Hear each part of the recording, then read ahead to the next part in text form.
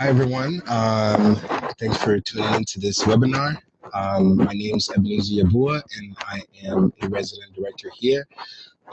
So today I'm gonna kind of base my webinar off of some of the questions that you all submitted. And so I'll try to answer majority of them to the best of my ability, but we only have 30 minutes for this session. So I probably won't get to all of them, but I'm gonna try my best to. And at the end, you can still submit questions and I'll kind of share with you how those questions are gonna be answered for you.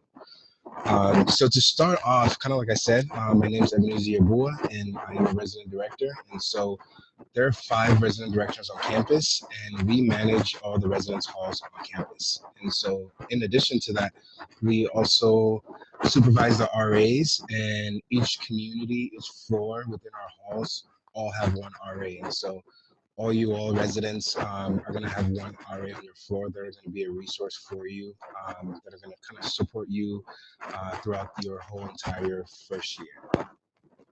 With that, in our halls, we have co-ed in our first year halls. So our first year halls are Johnson McFarland Hall, as well as Towers, as well as Centennial Halls, sorry. And so those communities have co-ed bathrooms.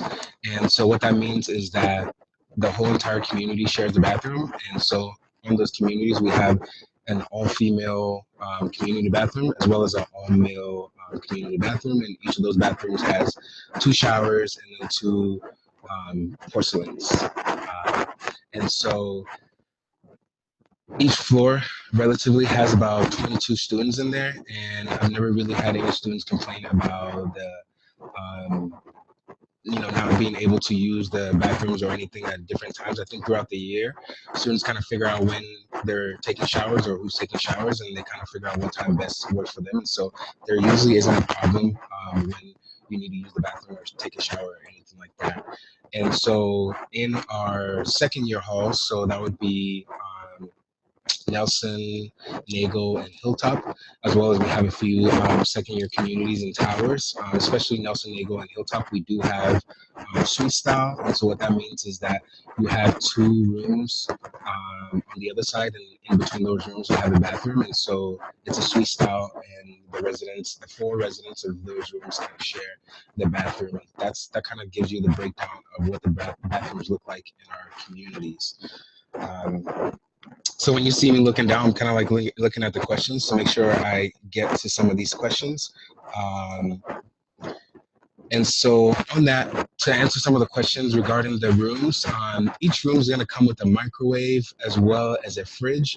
And so you don't need to bring any additional fridges or anything like that. In fact, if you do bring it, we will tell you to send it back because we won't have enough capacity to plug in your additional fridge. And so each room is going to have one fridge. Okay. So each room is going to have one fridge and then a microwave, and so you don't need to bring an additional fridge or microwave or anything like that. In addition to that, each room is also going to have a desk for you, as well as sort of like a bookshelf that sits on the desk, and so you don't need to bring additional bookshelves or anything for your dormitory rooms. Every community is going to have a laundry facility, which is operated by quarters or money that you can upload to your Pioneer web card, as well as a credit card. And so that would be what your options would be for laundry if you want to do any laundry within all our communities. We do also have a laundry service that will be sent to you in an email where you can register and pretty much get your laundry done for free. In that system, you get to drop it off on a Monday, pick it up on a Wednesday, drop it off on a Wednesday if you have additional dirty laundry, and then they drop it back to you on a Friday. So that's an additional system for those of you that kind of want to partake in that opportunity. But outside of that, kind of like I mentioned, you do have laundry within each of our communities to do your washing. Is the static good? Or okay, cool. Um, So, just to kind of talk about some of the LLCs within our community. So, LLC stand for Living and Learning Communities, and so each of our communities do have living and learning communities. And so, the living and learning communities kind of will determine what building that you get placed in if you're interested in one. And pretty much what I would say is. All the living and learning communities are on our website, and so make sure I know how to share the screen.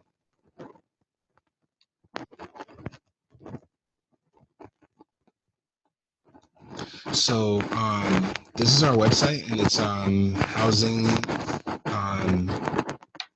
du.edu.housing.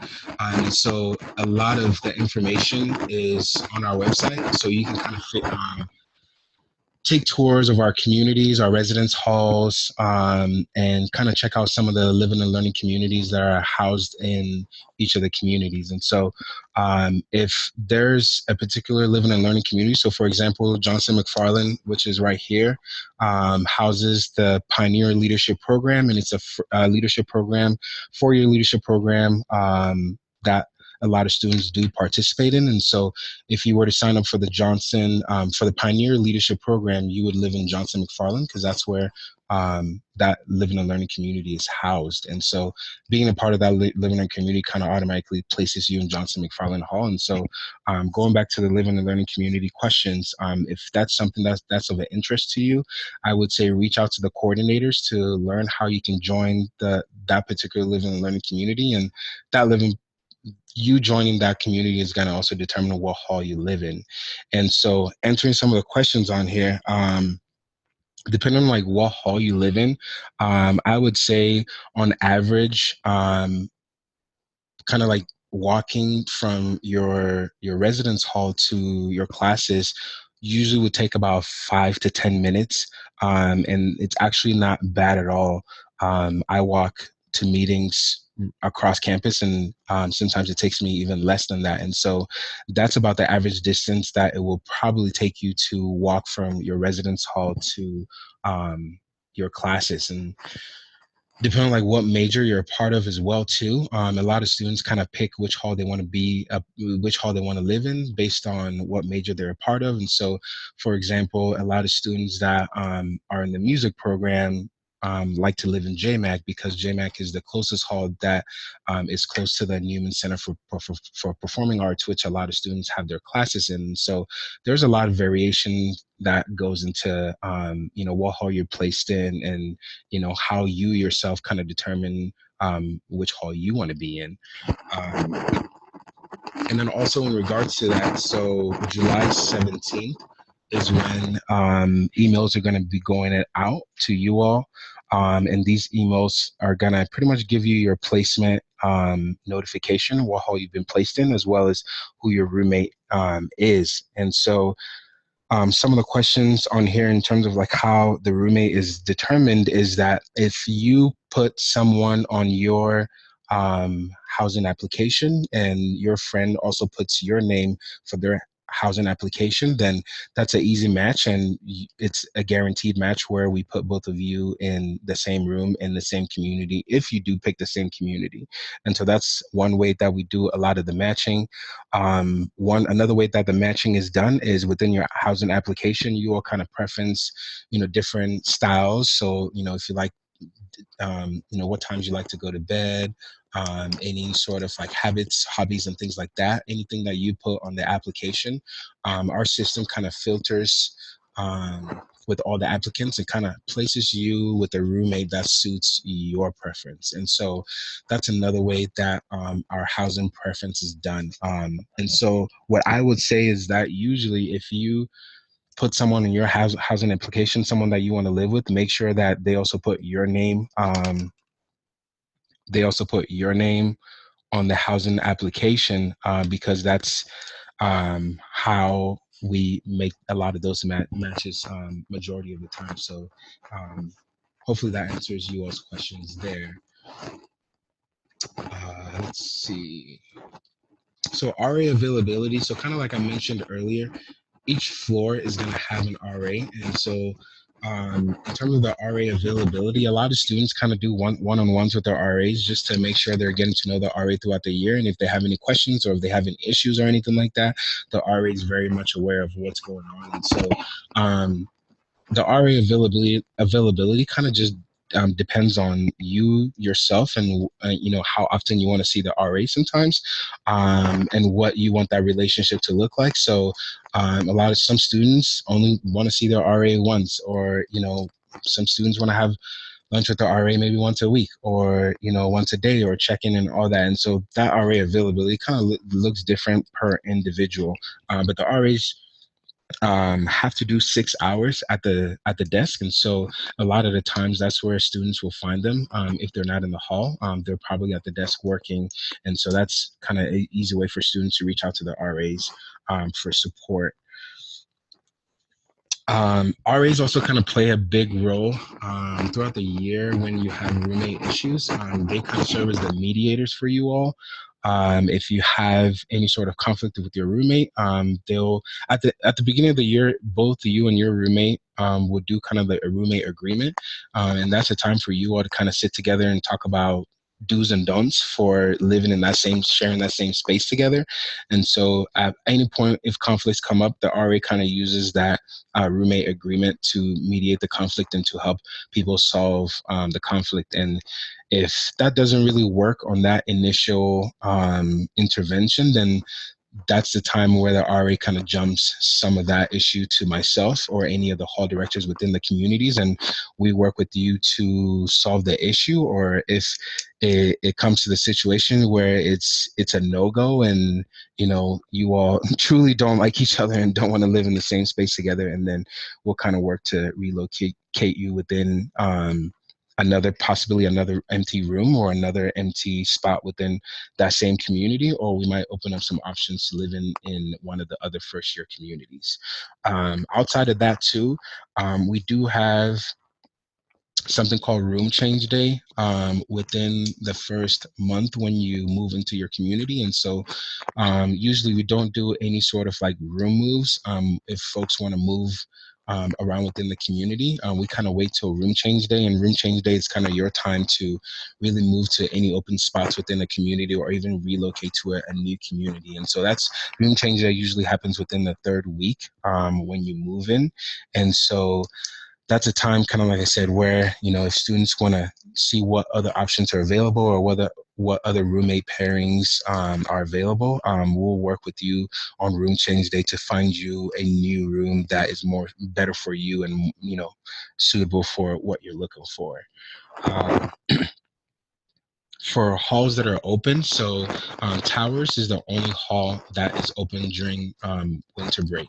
Outside of that, all the halls close down, and so I would recommend for folks who are planning or would like to stay in on campus during that winter break, then I would probably look into living in Towers, because that is the only community we have that stays open during winter break. Outside of that, kind of like I mentioned, all our halls close down and everybody goes home during that time.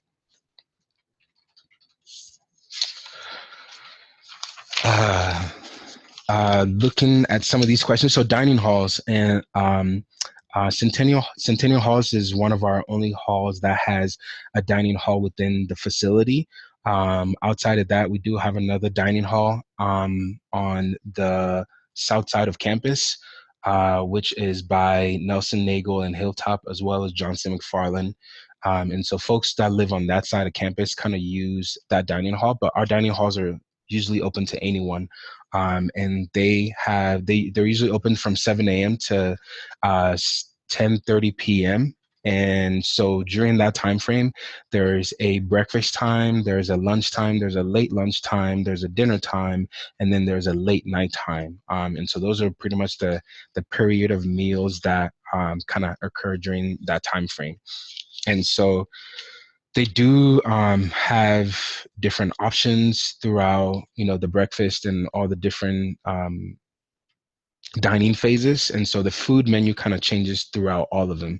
And so you won't find the same food at lunch, at dinner. They kind of rotate throughout. And one thing that's awesome is that you can always go on the website and kind of see, kind of like I shared earlier, the DU housing website. You can kind of look at the dining menu there. And so throughout the year, a lot of students would do that to see what Centennial Halls is serving for lunch or for dinner, or what Nelson Nagel Dining Hall is serving. And so that's kind of an easy way for you to kind of determine what you want to eat throughout the week, because you get to see what they're serving. They don't do, one of the questions is if they do like special things for birthdays, bookings, and things like that. They don't do any of that. They always do have desserts and cakes at every lunch period, and so that's something that they do provide, but they don't do any special reservations or anything like that. Moving on. So in terms of policies and some of the questions, I'm gonna refer you all to, let me share a screen with you all real quick.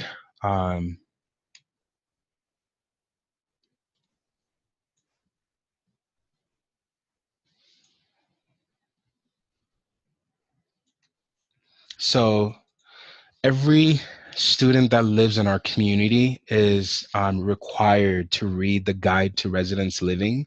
And so currently what I have pulled up is the 2016-2017 Guide to Residence Living. And the Guide to Residence Living kind of outlines all the rules and regulations and pretty much the end all be all that regards our student conduct code and student conduct policies, and all the policies for living in the residence hall. And so some of the questions are very specific and are pretty much all answered in the Guide to Residence Living.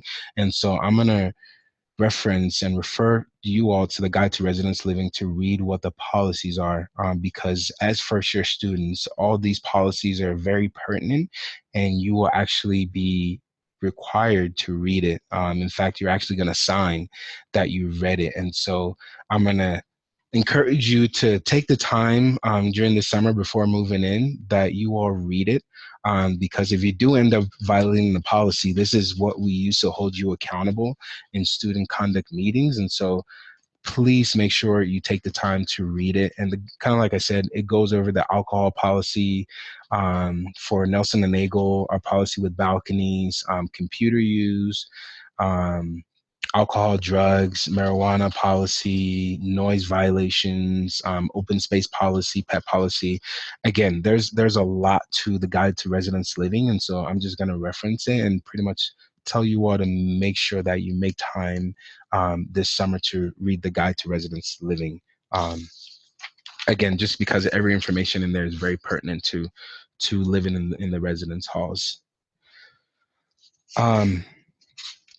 So transportation. So Denver has a really good transportation system. And so I would say, so there's a question regarding should I bring a car?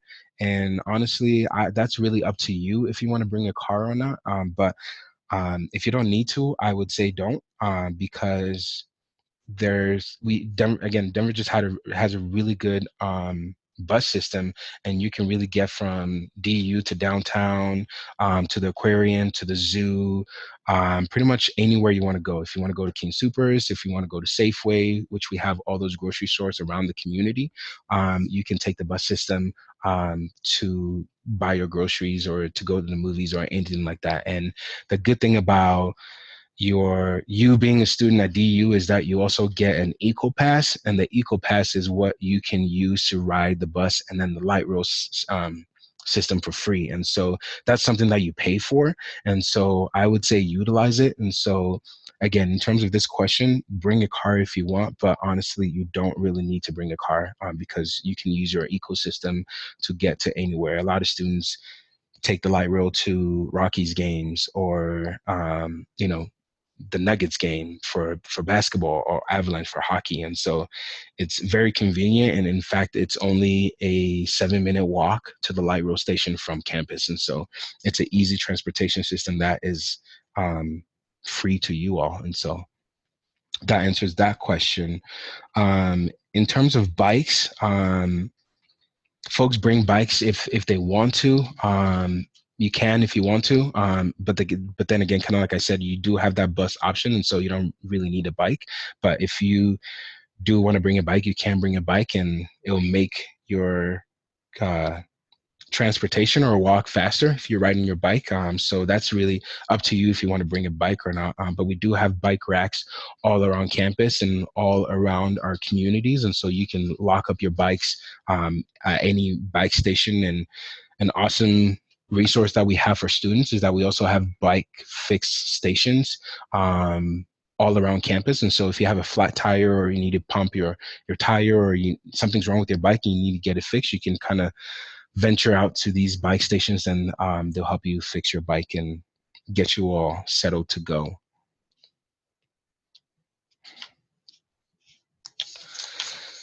Trying to make sure I'm getting to all these questions here. So friend groups, and so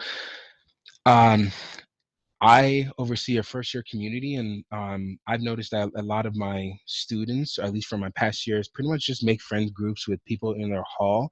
The RAs are required to throw socials for all their communities. And so that's a good way for you all to kind of learn and get to know each other and get to know everyone that lives in your community.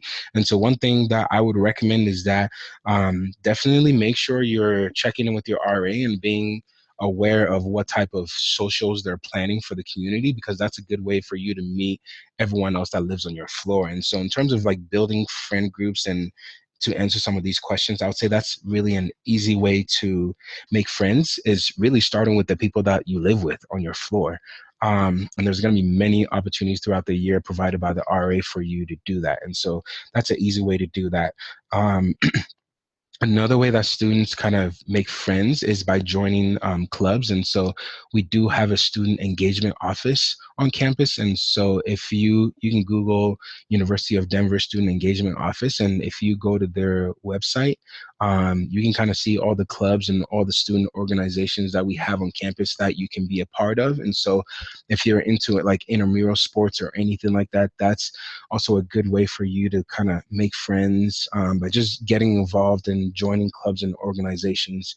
And so really whatever you like doing. So if, like I said, if you like playing soccer, if you like going skiboarding, if you like going snowboarding, if you like going skiing, if you like playing ping pong, if you like reading, pretty much anything you like doing, I guarantee you we have a club for it. And if we don't, you can start a club for it. And so that's another good way to get involved. Just reach out, look at the Student Engagement Office website and see what clubs are available. That way you can kind of like get on campus and know what clubs you want to join and get that rolling. In terms of Denver and what it has to offer, so answering one of the questions here is, Denver has a lot to offer in terms of social engagement over the week and weekends. We do have a lot of concert venues in the nearing neighborhood that a lot of students go to.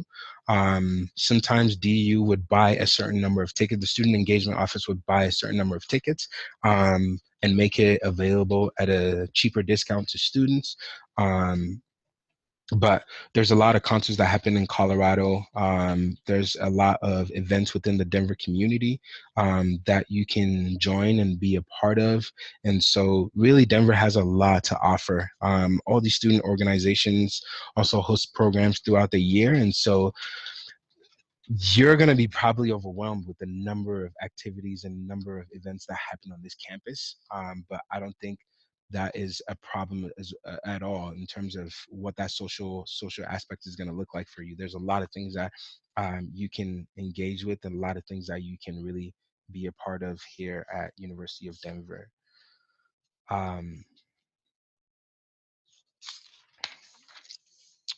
Going back to some of these questions. So we don't, in terms of storage, so there's a question regarding storage. We don't have storage units within our buildings. And so be cautious of what you are bringing. And then one of the things you have to be conscious of is that your roommate is also going to bring things. And so when you get your email on July 17th, that would tell you your placement as well as who your roommate is. I would say reach out to them and coordinate who's going to be bringing what, because you definitely don't need two TVs in your room if you do want TVs. And so that would be a way for you all to kind of work together and figure out what you want to bring to the room. But we don't have any storages. So if you do need the storage or anything like that, you would have to reach out to the outside community storage spaces to store your things, because we don't have any storage units for students. Um,